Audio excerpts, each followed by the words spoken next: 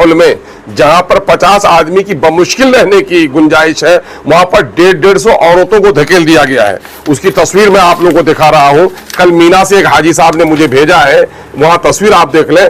भेड़ बकरियों को भी इस तरह से नहीं रखा जाता है और इन लोगों को पांव फैलाने की भी गुंजाइश नहीं है।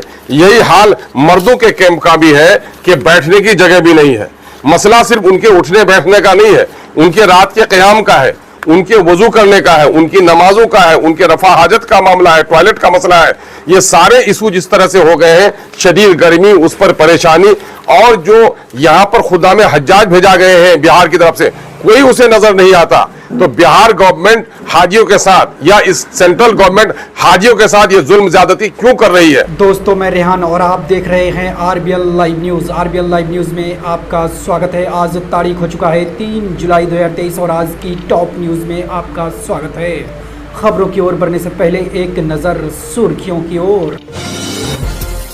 हाजीपुर में बिजली की कटौती पर सड़क जाम और आगजनी। महुआ देसी मार्ग पर आवागमन बाधित, विभाग के खिलाफ की नारेबाजी। हाजीपुर में महिला ने गंडक नदी में लगाई छलांग, एसडीआरएफ ने सकुशल निकाला, पारिवारिक विवाद के बाद उठाया कदम। भागलपुर में करंट लगने से मजदूर की मौत, 4 बच्चे के सिर से उठा पिता का साया, परिजनों को अब बेटियां की शादी की हो रही है चिंता। मुजफ्फरपुर पहुंचे पप्पू यादव, रेप पीड़िता से किया मुलाकात, कहा राजनीतिक दबाव के कारण नहीं मिल रहा है इंसाफ, मैं पिता की तरह खड़ा हूं।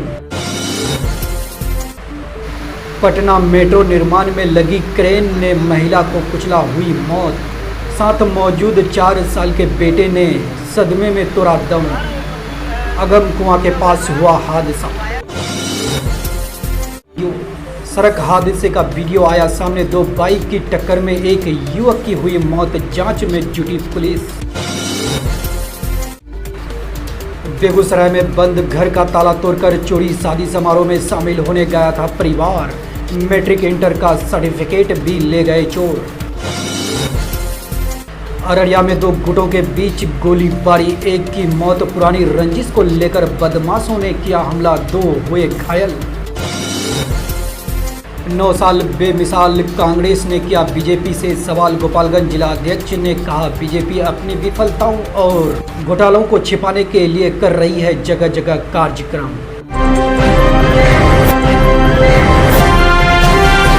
ज्यादा करते हैं और हज को जाते हैं, और हाजियों के इस पैसे में पीएमओ के ऑफिस से लेकर स्टेट गवर्नमेंट तक पैसे कमाती है, और उसी के पैसे से आज़मीन हज के साथ खुद्दाम हुज्जाज भी भेजे जाते हैं।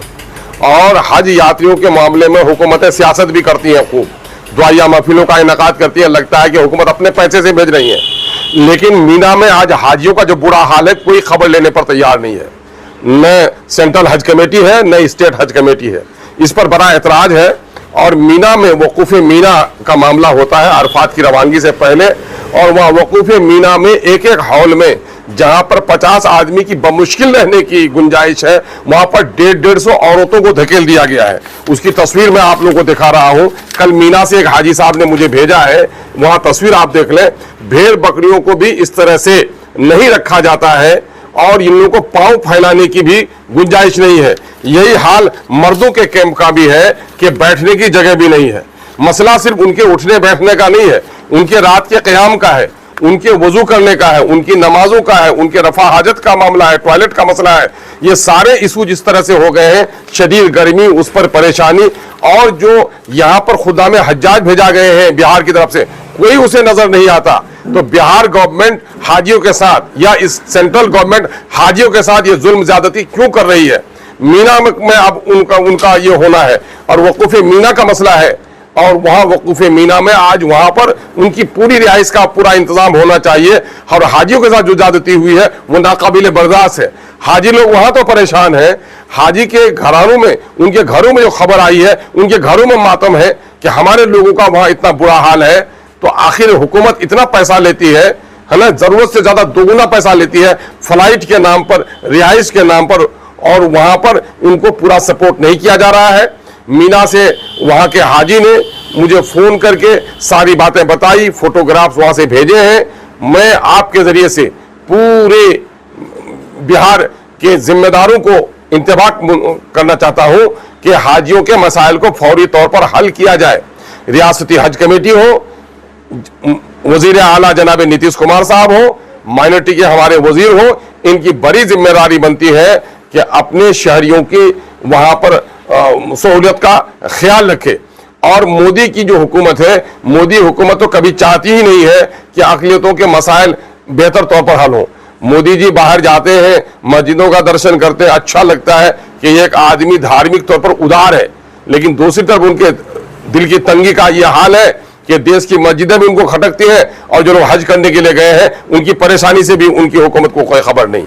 मरकजी वजीर अक़लियती उमूर, रियासती वजीर अक़लियती उमूर, रियासती हुकूमत, इस सब की जिम्मेदारी है कि वहाँ आज़मीन हज को जो परेशानी हो रही है उसका फौरी तौर पर उसके